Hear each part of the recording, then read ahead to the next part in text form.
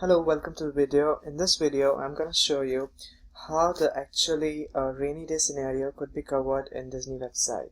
So in front of you, there's a screen in which we can see how the Walt Disney World actually looks like. Okay, so in this web page, we have various fields such as check-in date, checkout date, number of adults, children, and their hotel type. So right now in the rainy day scenario, we are focusing only on the field called children.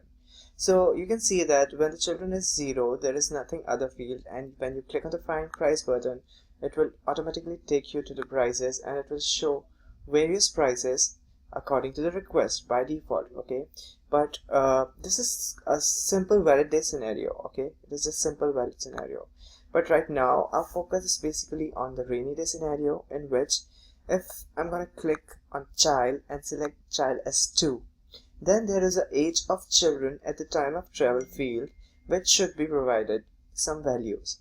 If, for example, a user does not provide any value to this field and click on the find price button, then he gonna get a message that enter each child's age at the time of travel. So for us in Selenium WebDriver, what we're gonna do is we're going to verify that yes, well, user provides the value as 2 and does not provide the value of age of children at the time of travel, and click on the find price button, then this message has been displayed correctly, and if it does, then our test case should pass. Okay, so let's move on to the Selenium. So we have Eclipse, in which I have written the Selenium WebDriver code.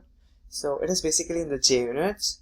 So as per the JUnit, we have a before annotation in which we want to set up something before executing a test case. So before executing the test case of this rainy day scenario, we're gonna set up the browser.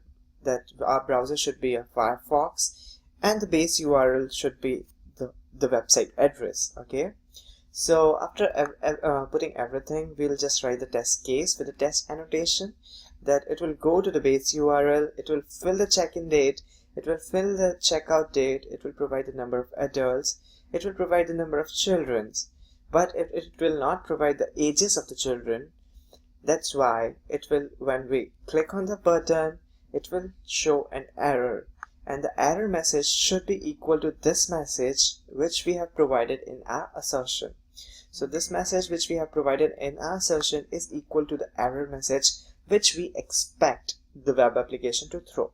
So when I run this code, it should definitely pass, because it should only pass when the error message has been shown. So in this scenario, it should pass. But if I provide values like this test case should fail, because right now what we are focusing on is the rainy day scenario. Okay, so let me show it to you how it actually works. So I'm running this JUnit code.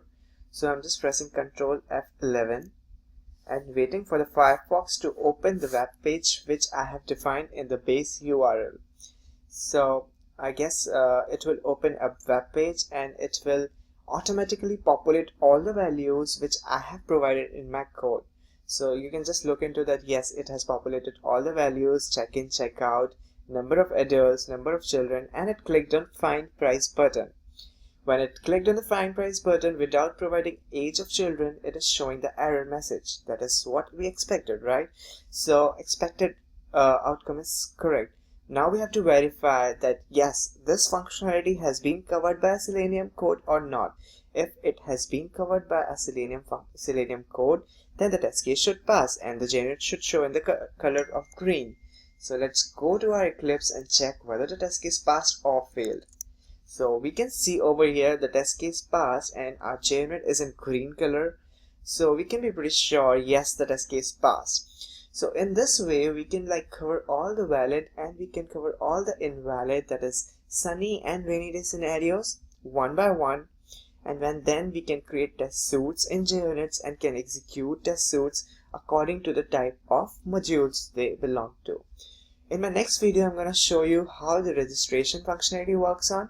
So stay tuned. Thank you for watching this video.